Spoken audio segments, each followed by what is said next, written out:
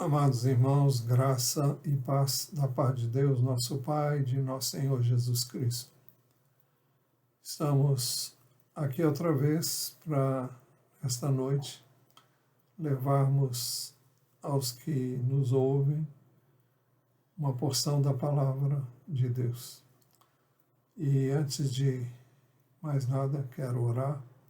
Gostaria que você estivesse orando por você mesmo, orando para que esta palavra possa chegar àqueles que vão ouvir com vida, com poder, com graça da parte de Deus, para que ela cumpra o seu propósito em cada um de nós, os que vamos ouvi-la, examiná-la nesta hora.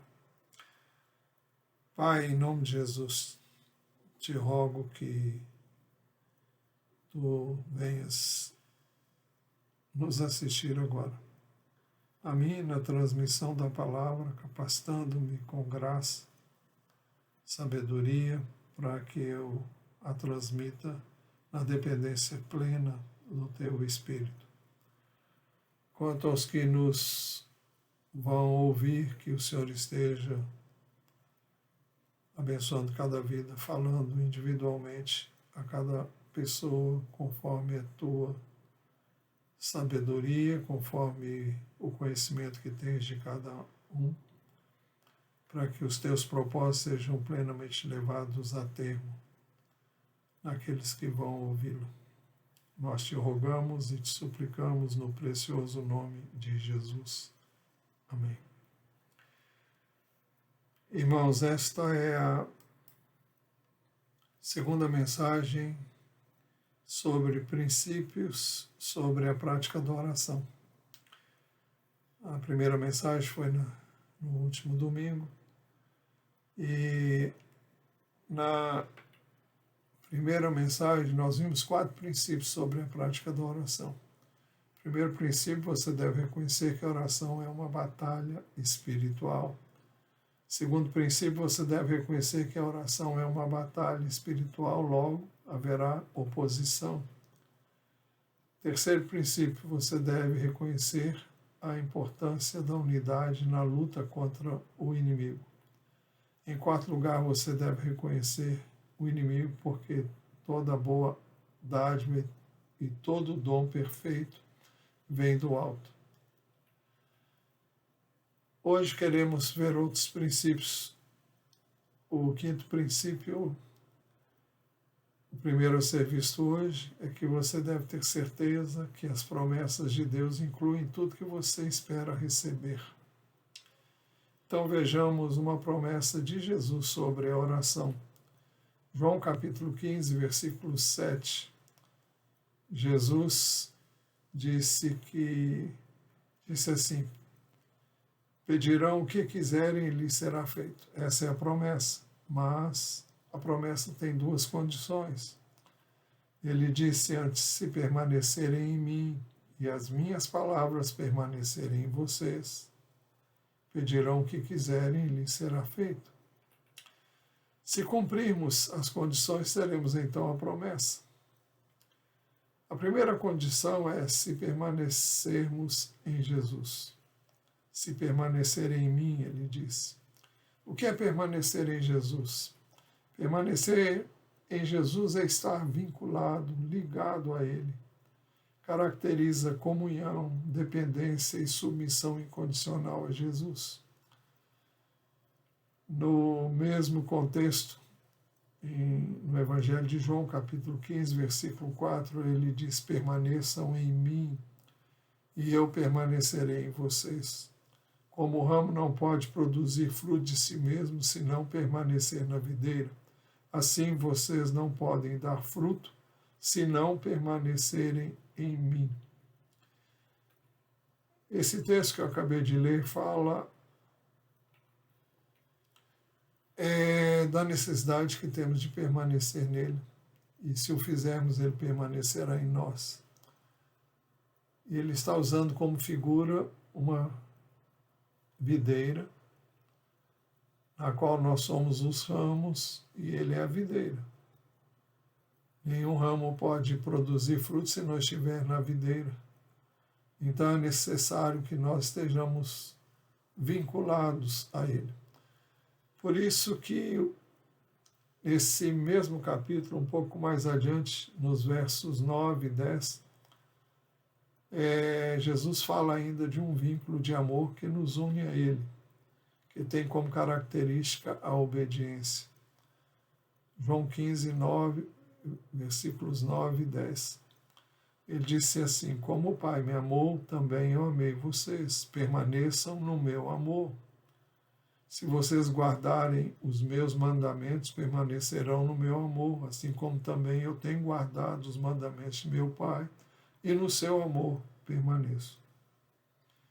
Esse texto fala de uma relação de amor, de comunhão íntima dele com o Pai e a mesma que ele quer que nós tenhamos com ele. Como o Pai me amou, também amei vocês. Permaneçam no meu amor. Se vocês guardarem os meus mandamentos, permanecerão no meu amor.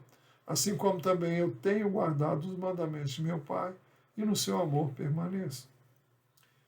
Os mandamentos de Jesus se resumem em uma única palavra. E essa palavra é amor. Amor a Deus. No Evangelho de Marcos, nós já temos visto isso muitas vezes, mas é necessário falar mais uma vez. O capítulo 12 registra uma pergunta que um dos escriba era a pessoa que copiava as Escrituras, e por isso ele era versado nas Escrituras, por isso ele conhecia bastante as Escrituras. Então, ele perguntou a Jesus qual é o principal de todos os mandamentos, e Jesus respondeu: o principal é: escute, ó Israel, o Senhor nosso Deus é o único Senhor. Ame o Senhor seu Deus de todo o seu coração, de toda a sua alma, de todo o seu entendimento e com toda a sua força. Mas, como temos visto reiteradas vezes, Jesus diz que também devemos amar o próximo. Então, devemos amar a Deus, esse é o principal, e ele disse: o segundo é: ame o seu próximo como você ama a si mesmo. E ele diz que não há outro mandamento maior do que este. Na realidade, esses dois mandamentos englobam todos os demais. É por isso que no Evangelho de João, capítulo 15, versículo 12, Jesus explica qual é o mandamento. O meu mandamento é este, que vocês amem uns aos outros, assim como eu os amei. Para que nós possamos amar uns aos outros, nós temos que...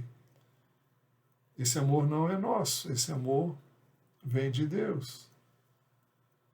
Porque Jesus está nos chamando a um amor incondicional.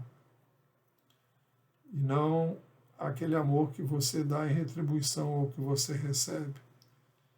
Mas é o mesmo tipo de amor que o Pai tem por nós, porque nos resgatou quando nós estávamos separados dele, em pecado.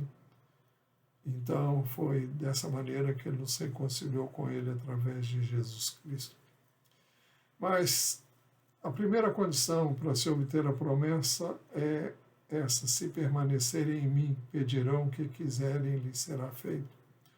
A segunda condição para se obter a promessa é: se as minhas palavras permanecerem em vocês, pedirão o que quiserem e lhes será feito. Então, isso implica em deixar que a palavra de Jesus permaneça em nós, implica em permanecer crendo nele e na sua palavra. Isso fica mais claro em João capítulo 8, versículos 31 e 32. Jesus estava falando aos judeus, aqueles que haviam crido nele, e ele disse: se vocês permanecerem na minha palavra, são verdadeiramente meus discípulos. Conhecerão a verdade e a verdade os libertará. Vocês podem pensar ou perguntar: mas eles não haviam crido nele? Não é bastante crer em Jesus, é necessário que permaneçamos crendo nele. É por isso a parábola do semeador. Normalmente todos recebem muito bem, todos creem inicialmente, mas uma das doutrinas básicas da nossa fé é a da perseverança, chamada de perseverança dos santos. E aquele que crê em Jesus deve permanecer crendo nele até o fim. E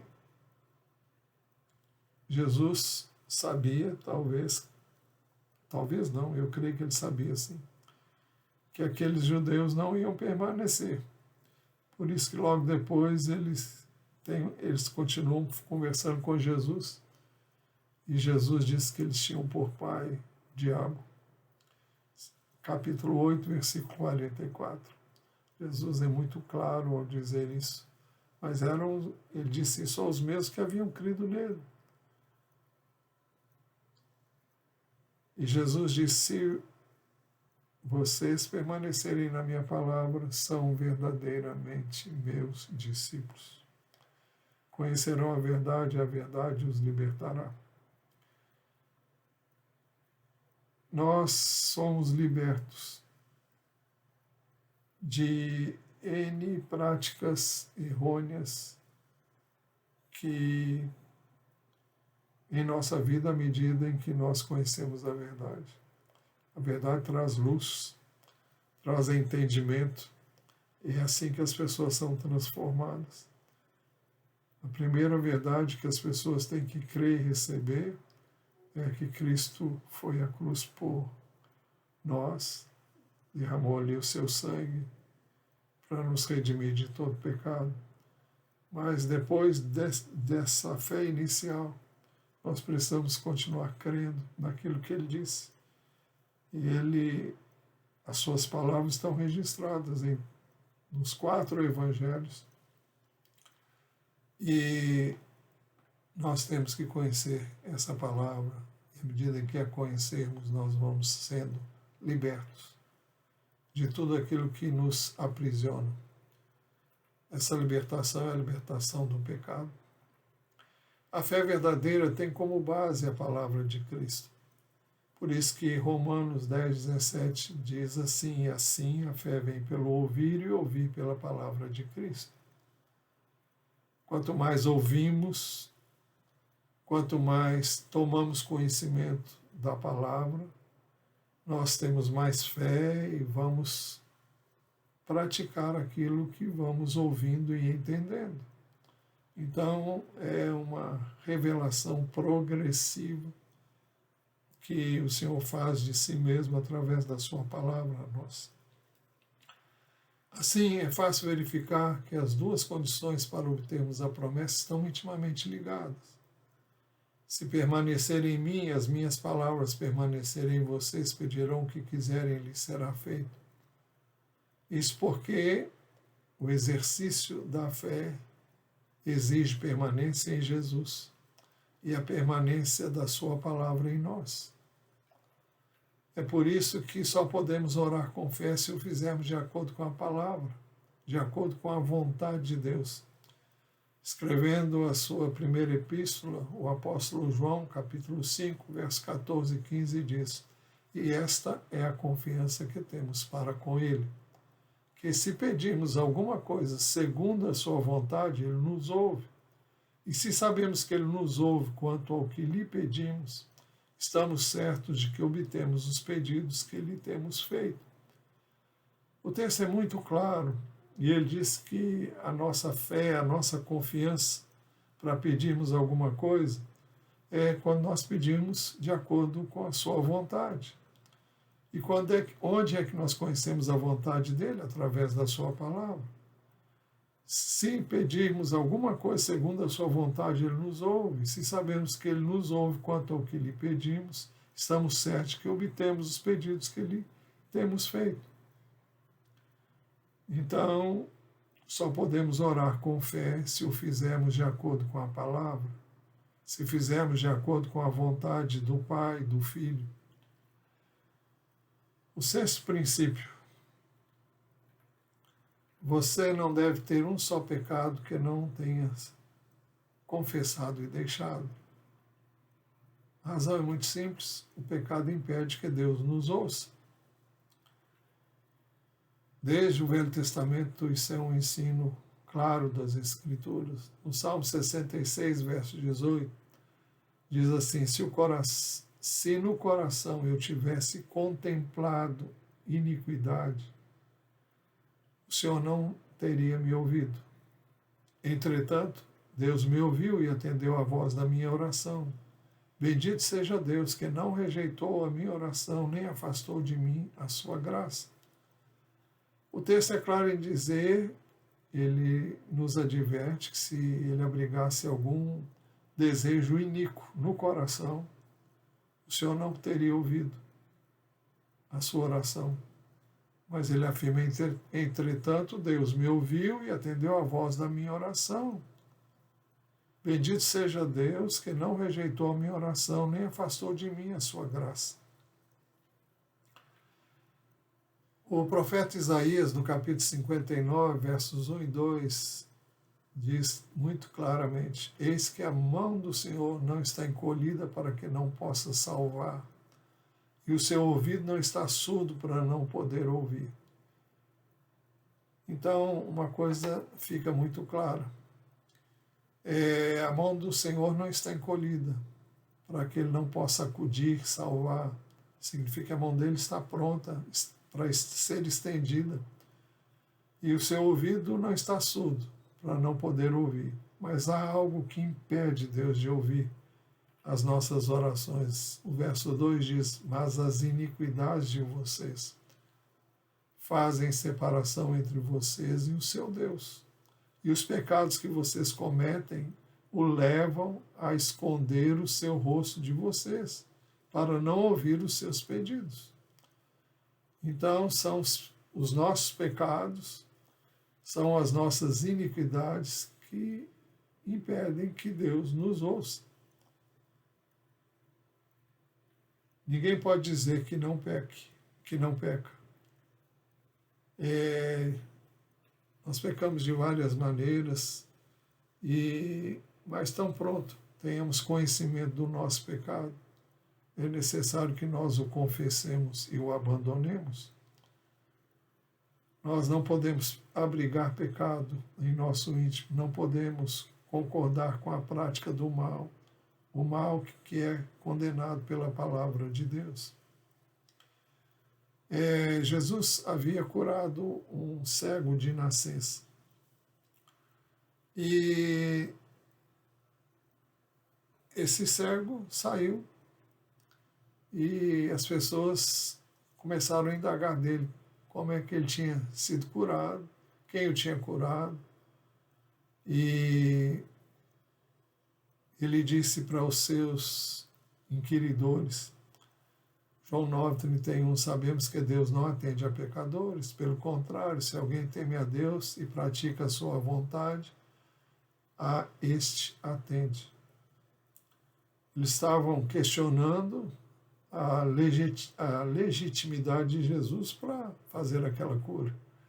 E ele diz aquilo que estava no seu coração, que ele conhecia por instrução da própria liderança religiosa com a qual ele havia aprendido, e o que ele sabia que Deus não atende a pecadores. Não estamos falando de pecadores no sentido genérico ou geral, vamos assim dizer, porque todos nós somos pecadores. Mas o que ele está se referindo aqui, e o que a palavra de Deus diz, são aqueles que permanecem no pecado. Deus não atende uma pessoa que está vivendo em pecado e que não quer deixar o pecado. O pecado rouba a nossa fé. A primeira epístola de João, capítulo 3, versículos 21 e 22, João diz assim: amados, se o coração não nos acusar, temos confiança diante de Deus. E aquilo que pedimos dele recebemos, porque guardamos os seus mandamentos e fazemos diante dele o que lhe é agradável. nós devemos guardar os seus mandamentos e fazer o que é agradável a Ele. E sempre que cometemos algum pecado, alguma falha, então nós podemos nos dirigir a Ele e pedir que nos perdoe.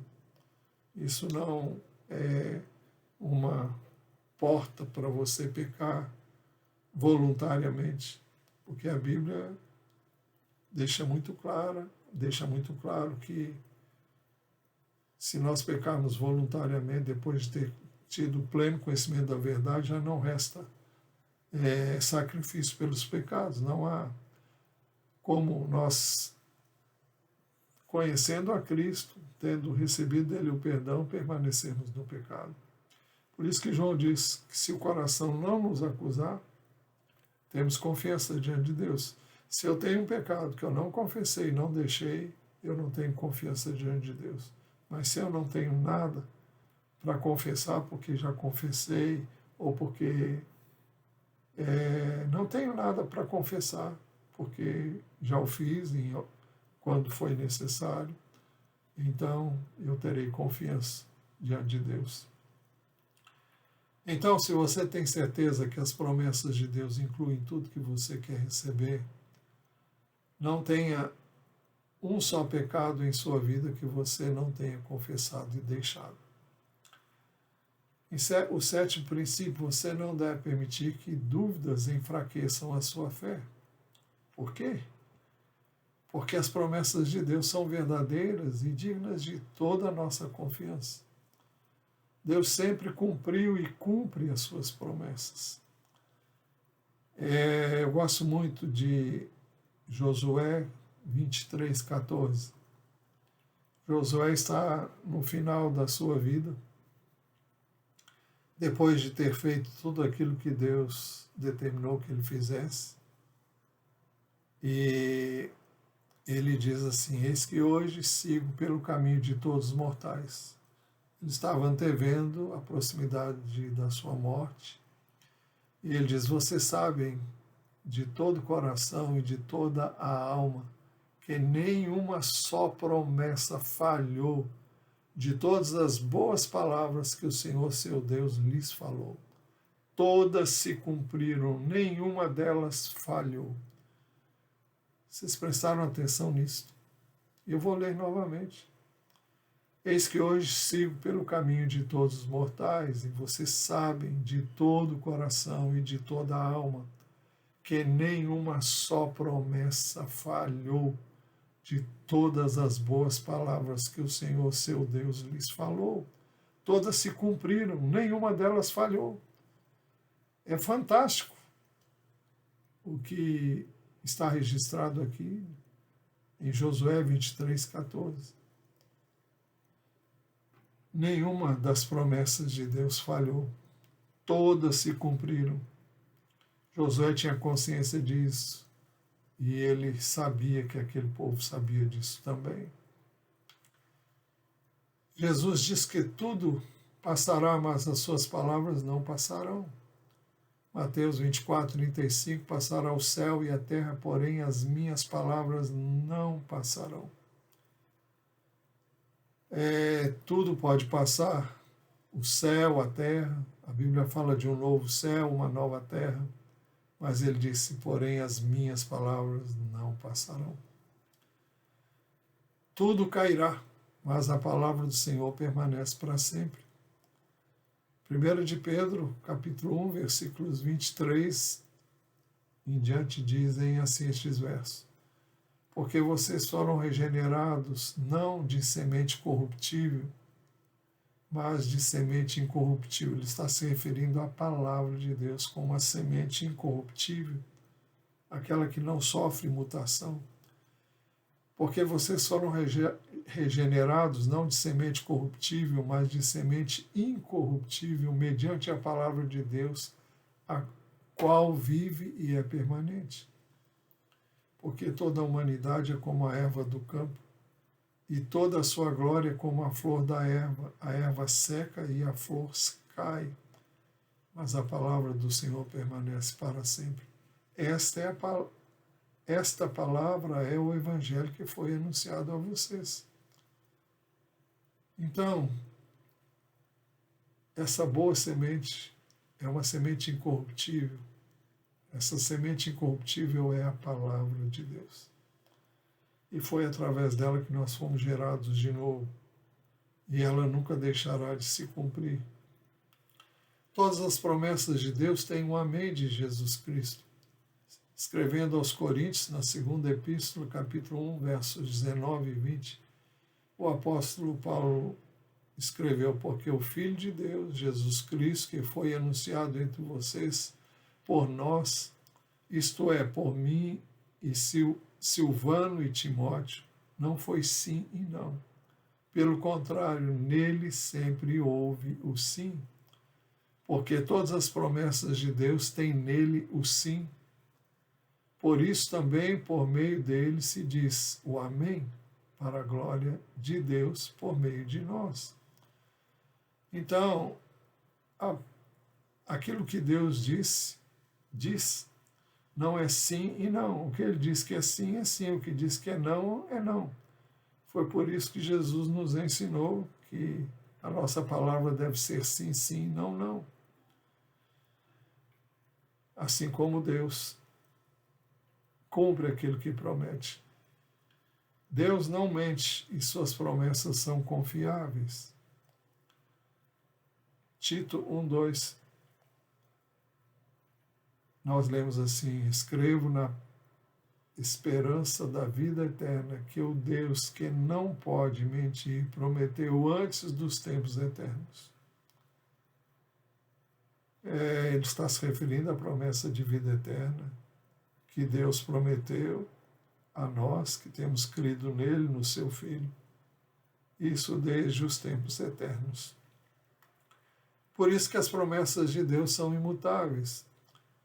A Epístola aos Hebreus, capítulo 6, a partir do verso 13, diz assim: pois quando Deus fez a promessa a Abraão de multiplicar a sua descendência, de que a sua descendência possuiria a terra prometida, o texto diz: pois quando Deus fez a promessa a Abraão, visto que não tinha ninguém superior por quem jurar, jurou por si mesmo, dizendo: certamente eu o abençoarei e multiplicarei os seus descendentes. E assim, depois de esperar com paciência, Abraão obteve a promessa. A promessa do herdeiro, através do qual Deus realizaria os seus planos, que culminariam com a vinda de Jesus Cristo. E assim, depois de esperar com paciência, Abraão obteve a promessa, porque as pessoas juram pelo que lhes é superior, e o juramento, servindo de garantia, põe fim a toda discussão. Vocês devem entender que ele está falando de um contexto do Velho Testamento, onde o jurar era um meio de dar firmeza à palavra. Jesus nos ensinou que nós não devemos agir assim. Mas o texto diz: por isso Deus, quando quis mostrar com mais clareza aos herdeiros da promessa que o seu propósito era imutável, confirmou com um juramento. Ele fez isso para que, mediante duas coisas imutáveis, nas quais é impossível que Deus minta, nós, que já corremos para o refúgio, tenhamos forte alento para tomar posse da esperança que nos foi proposta. Duas coisas são imutáveis: as promessas de Deus, o seu juramento. Por isso que você não deve permitir que dúvidas enfraqueçam a sua fé. Tiago 1, 5-8 diz: se porém algum de vocês necessita de sabedoria, peça a Deus, que a todos dá com generosidade e sem reprovações, e ela lhe será concedida. Peça, porém, com fé, em nada duvidando, pois o que duvida é semelhante à onda do mar, impelida e agitada pelo vento. Que uma pessoa dessas não pense que alcançará do Senhor alguma coisa. Por quê? Porque duvida, sendo indecisa e inconstante em todos os seus caminhos. Então, eu e você não devemos permitir dúvidas quanto à palavra de Deus, porque senão não poderemos exercer fé. Escrevendo não é bem a palavra, mas o primeiro livro de Reis, capítulo 18, versículo 21, a parte inicial, diz assim: depois Elias se aproximou de todo o povo e disse: até quando vocês ficarão pulando de um lado para outro? Se o Senhor é Deus, sigam-no. Se é Baal, sigam-no.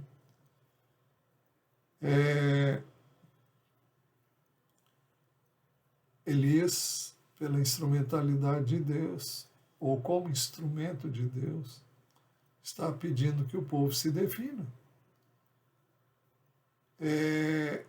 Uma versão antiga diz: até quando cocheareis entre dois pensamentos? Se o Senhor é Deus, que vocês o sirvam. Se não, se é Baal, sigam. Aqui diz: se o Senhor é Deus, sigam-no. Se é Baal, sigam-no. Nós temos que ter bem definida em nossa mente aquilo em que cremos. Por isso também é muito importante haver unanimidade quanto ao que se quer alcançar. Isso se aplica sobretudo com relação à igreja. Mateus 18, 19, em verdade, também lhes digo que se 2 de vocês sobre a terra concordarem a respeito de qualquer coisa que vierem a pedir, isso lhes será concedido por meu Pai que está nos céus. Eu gosto muito de que nós busquemos a presença de Deus através da oração, orando em duplas.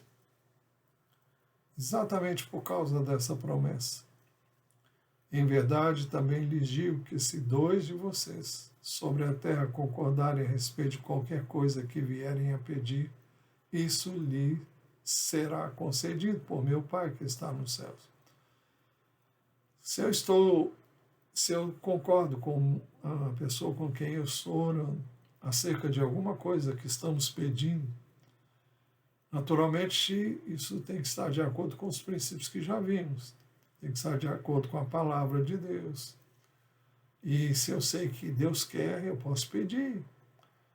E quando 2 concordam, o texto diz que qualquer coisa que vierem a pedir, isso lhe será concedido por meu Pai que está nos céus.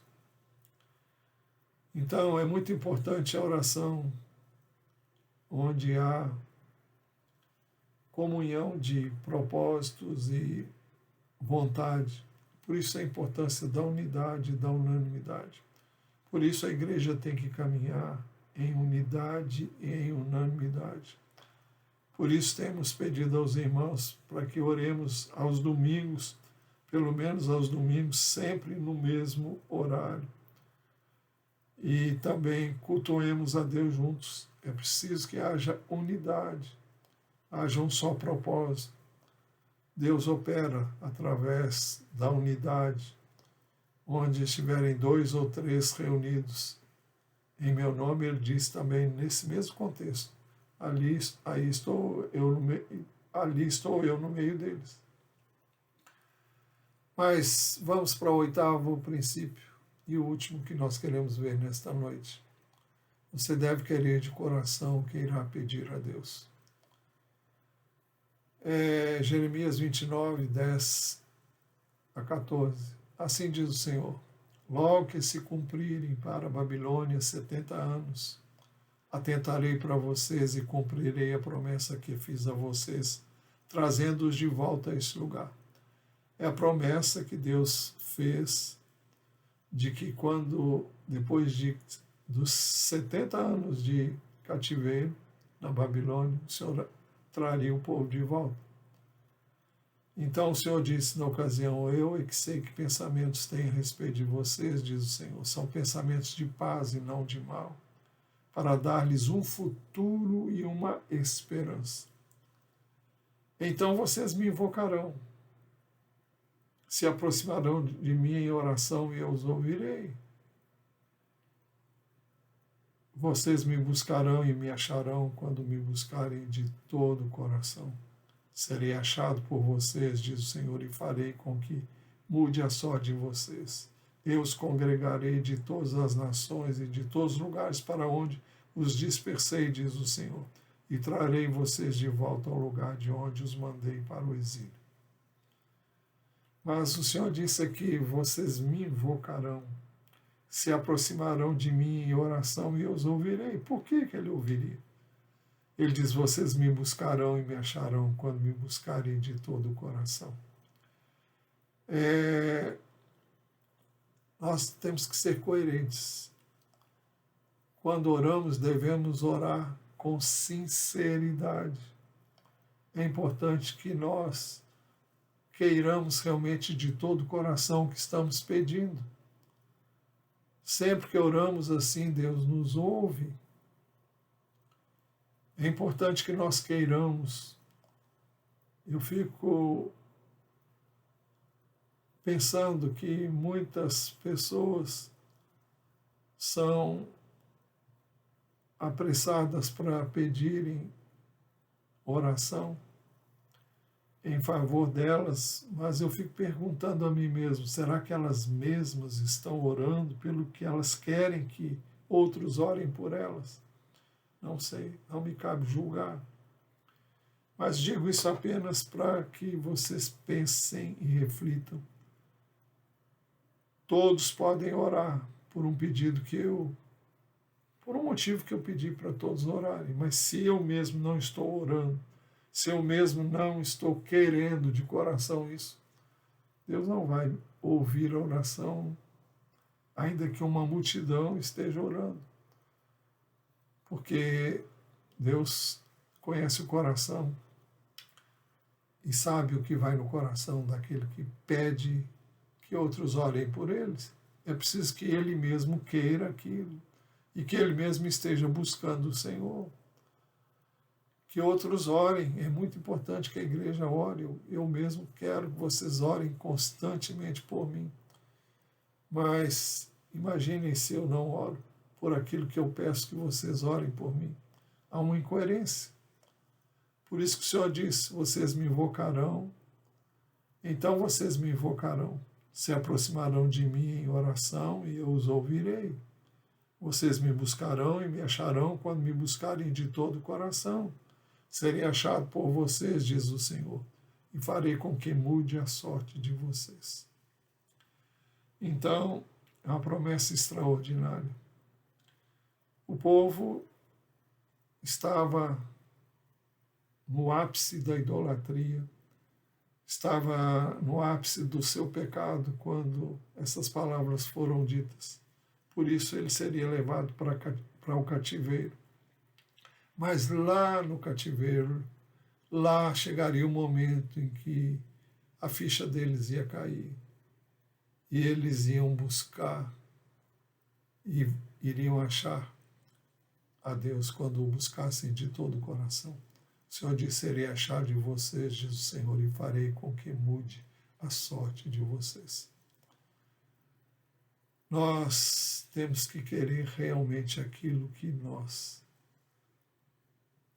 pedimos a Deus.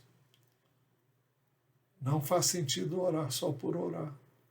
Eu tenho que orar pedindo, querendo, desejando que realmente seja assim. Por isso que eu tenho dito sempre a vocês, quando oram pelos pedidos do boletim de oração, coloquem o seu coração no pedido. Porque se você não estiver querendo realmente aquilo que está aí, Deus não pode ouvir. Vocês me buscarão e me acharão quando me buscarem de todo o coração. Conclusão. Vamos então recapitular. Primeiro princípio, visto na semana passada, você deve reconhecer que a oração é uma batalha espiritual. Segundo princípio, você deve reconhecer que a oração é uma batalha espiritual, logo haverá oposição. Terceiro, você deve reconhecer a importância da unidade na luta contra o inimigo. Quarto princípio, você deve reconhecer o inimigo, porque toda boa dádiva e todo dom perfeito vem do alto. E hoje vimos o quinto princípio, você deve ter certeza de que as promessas de Deus incluem tudo que você espera receber. Então, ore com base na palavra de Deus. Sexto princípio, você não deve ter um só pecado que você não tenha confessado e deixado. Então, você deve estar limpo diante de Deus, tendo confessado todo e qualquer pecado que porventura você tenha cometido. Sétimo princípio, você não deve permitir que dúvidas enfraqueçam a sua fé. E oitavo e último princípio, você deve querer de coração o que você pedir a Deus. Se fizermos isso, se buscarmos a Deus assim, Ele com certeza nos ouvirá. Que Deus nos desperte para orar. Que Deus nos desperte para orar segundo os princípios da sua palavra.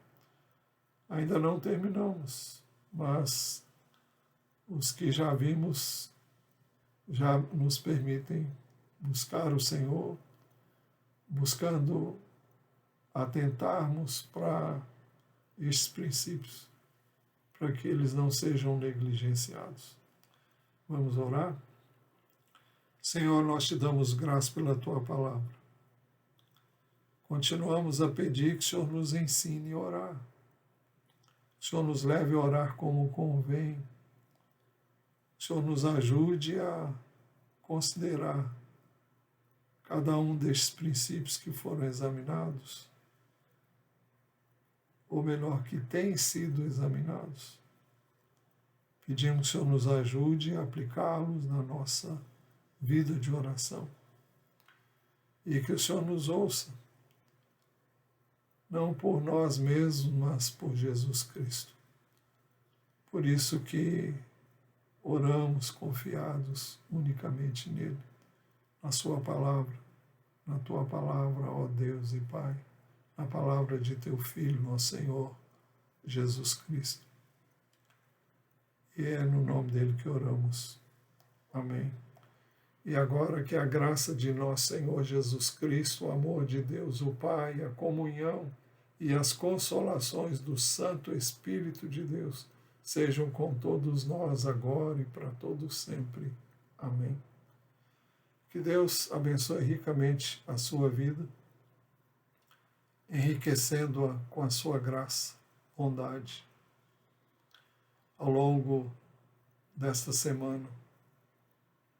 Que o Senhor abençoe com você a sua casa, a sua família, e que vocês possam ter alegria e prazer na oração, não permitindo que ela seja um fardo, mas que ao buscar a Deus possamos fazê-lo com todo o nosso coração. Que Deus abençoe a sua vida. Em nome de Jesus.